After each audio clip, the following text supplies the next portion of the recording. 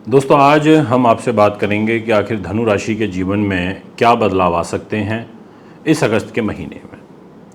सबसे पहले तो आपको ये बता देता हूँ कि आपके कैरियर की जो लॉर्डशिप रहेगी वो है बुध ग्रह के पास। बुध ने कहा कि मैं कैरियर को चलाऊंगा और अपने हिसाब से चलाऊंगा, और बुध आपके कर्मेश हो करके भाग्य के घर में रहेंगे। आप देख भी सकते हैं, ये आपका 6 नंबर है और यहाँ 5 नंबर में बुध दिखाई दे रहे होंगे, यानी कि आपके कैरियर का स्वामी भाग्य के घर में आ गया। ये बड़ा महत्वपूर्ण हो जाता है, काफ़ी इम्पोर्टेंट साइन यहाँ पर मुझे नज़र आ रहा है। इसके अलावा आपके शुक्र के साथ बुध रहेंगे, यानी कि बुध की और शुक्र की बड़ी सुंदर युति रहेगी। इस युति का एडवांटेज भी आपको मिलेगा, यानी कि एक तरीके से आपके कैरियर में कुछ बड़े बदलाव होंगे इस महीने धनु राशि में, ऐसा नज़र आ रहा है। दिनांक 22 अगस्त के बाद कोई बड़ा काम करने से बचिएगा, और वो भी कैरियर को लेके कोई चीज़ों को स्विच करना, कोई नया दायित्व लेना, ऐसी सब चीज़ों से बचना, क्योंकि 22 तारीख को कर्क राशि में बुध ग्रह रेट्रोग्रेड हो जाएंगे, अष्टम भाव में आ जाएंगे। इधर इस 4 नंबर राशि में अच्छा नहीं होता। इसीलिए जो भी करना चाहें आप पहले 22 दिनों में कर लीजिए। और अगर एक स्पेसिफिक और टाइम बताऊं अच्छा, तो बोलूँगा कि 16 से लेकर और 22 अगस्त के बीच में समय काफ़ी अच्छा है, लाभदायक है, उन्नतिवर्धक है। इस टाइम का लाभ उठा सकते हैं। अब आपसे बात करना चाहूँगा फाइनेंस के पॉइंट ऑफ व्यू से। पैसा तो शनि के पास है। शनि ने कहा भाई देखो मैं पैसा दूंगा। शनि खुद रेट्रोग्रेड स्थिति में है अभी। शनि बुध की दृष्टि में भी है। पहले 16 दिनों तक आपको धन की आवक का बहुत सुंदर योग बन रहा है।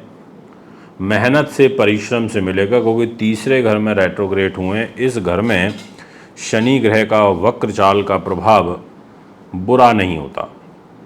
यहाँ ये आपके धन धान्य के दृष्टिकोण से आपको सपोर्ट करेंगे, परंतु परिवार में मतभेद बढ़ेगा, फैमिली लाइफ काफ़ी डिस्टर्ब होगी। ये भी मैं आपको पूर्ण रूप से कह देना चाहता हूँ। आपकी एजुकेशन में बाधा पहुँचेगी।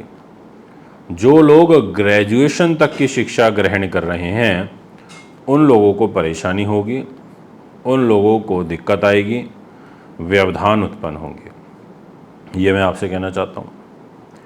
अब बात करते हैं आपसे इसी विषय को आगे बढ़ाते हुए, और वो विषय ये कहता है कि आपका 4th हाउस जो कि सुख साधनों का होता है, इस घर का दायित्व देव गुरु बृहस्पति के पास है, और गुरु महाराज अच्छी स्थिति में नहीं हैं, क्योंकि 6ठे भाव में बैठे हैं। मत भूलिएगा दोस्तों, रोग चोट के घर में बैठे हैं, शत्रु बाधा के घर में बैठे हैं, तनाव के घर में बैठे हैं, कलह कलेश के घर में बैठे हैं। एक तरीके से आपको परेशानी की तरफ लेकर के जाएंगे।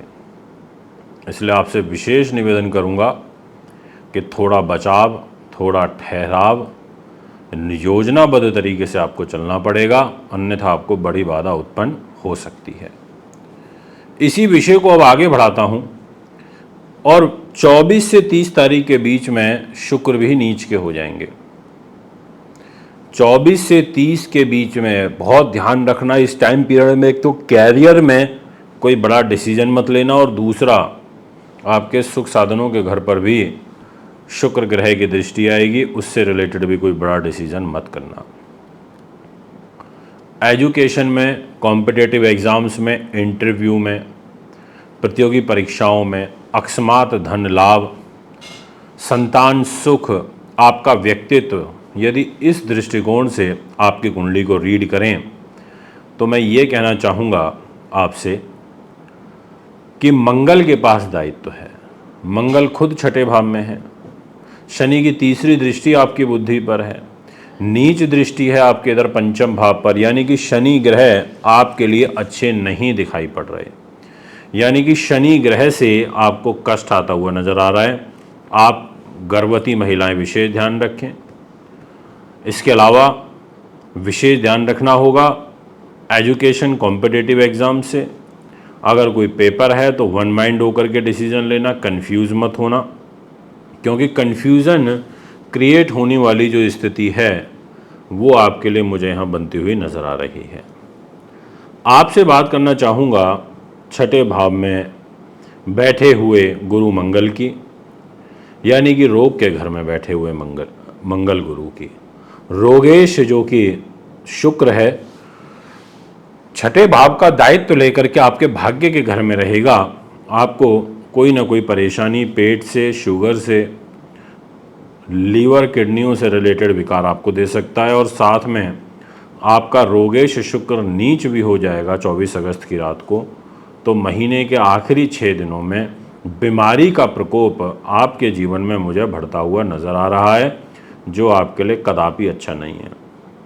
तो एक विशेष आग्रह यही है कि थोड़ा सा अलर्ट रहिएगा, थोड़ा सा योजनाबद्ध तरीके से कार्य करिए, तभी आपका बचाव यहाँ पर पूर्ण रूप से हो पाएगा। मंगल ग्रह दाम्पत्य जीवन के घर में आएंगे, इसलिए मैरिज की ही बात कर रहा हूँ, और 26 तारीख को इनका ट्रांजिट हो जाएगा मैरिज के घर में। मंगलिक दोष भी बनेगा, इधर आ जाएंगे 3 नंबर में। एक तरीके से आपके दाम्पत्य जीवन में कलह कलेश की स्थिति यहाँ पर बन जाएगी। इसके अलावा इस दाम्पत्य जीवन के घर में मंगल रहेंगे तो आपको अपने व्यापारिक पार्टनर से धोखा मिलेगा, क्योंकि मंगल शत्रु राशि में रहेंगे, बुध की राशि में रहेंगे। ये योग अच्छा नहीं होता, यहाँ पर मंगल आपको परेशान करेंगे। आपका लव पार्टनर, व्यापारिक पार्टनर और आपका खुद का लाइफ पार्टनर, तीनों के ही साथ अनबन होती हुई नज़र आ रही है, ऐसा आपकी ग्रह कुंडली दिखाई पड़ती है। यदि मैं बात करूं विषय को आगे बढ़ाते हुए, तो मैं ये कहूँगा कि भाग्य स्थान का स्वामी जो कि सूर्य ग्रह बनता है, वो 16 तारीख को आपके भाग्य के घर में आ जाएगा, और उससे पहले वो भाग्येश होकर के अष्टम भाव में है, यानी कि वो भाग्य को रोक रहा है, भाग्य में रुकावटें लेकर के आ रहा है, मेहनत के अनुकूल आपको फल नहीं आने दे रहा, ऐसा आपकी राशि यहाँ पर दिखाई पड़ती है।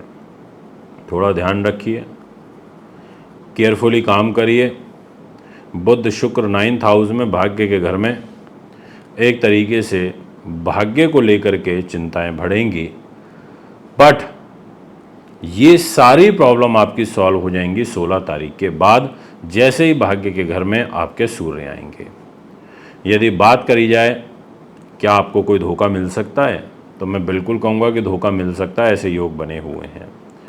अगर बात करी जाए विदेशों से संबंधित कार्यों के दृष्टिकोण से, तो मैं ये कहना चाहूँगा आपसे कि 25 से लेके और 30-31 तारीख तक कुछ भी विशेष कार्य विदेशों से रिलेटेड ना करें, कोई मांगलिक कार्यक्रम ना करें, कोई बहुत लंबी यात्राएं ना करें, रेल यात्राओं से बचें, वायु यात्राओं से बचें, ये मैं आपसे कहूँगा। दोस्तों, सावन का महीना चल रहा है, रुद्राभिषेक कराना बहुत अच्छा रहता है, रुद्राक्ष धारण करना भी बहुत अच्छा होता है। अगर आप हमें संपर्क करना चाहते हैं, संपर्क कर सकते हैं। कुंडली मिलवाने, दिखाने, पूजा पाठ, रत्नों के लिए भी। नमस्कार।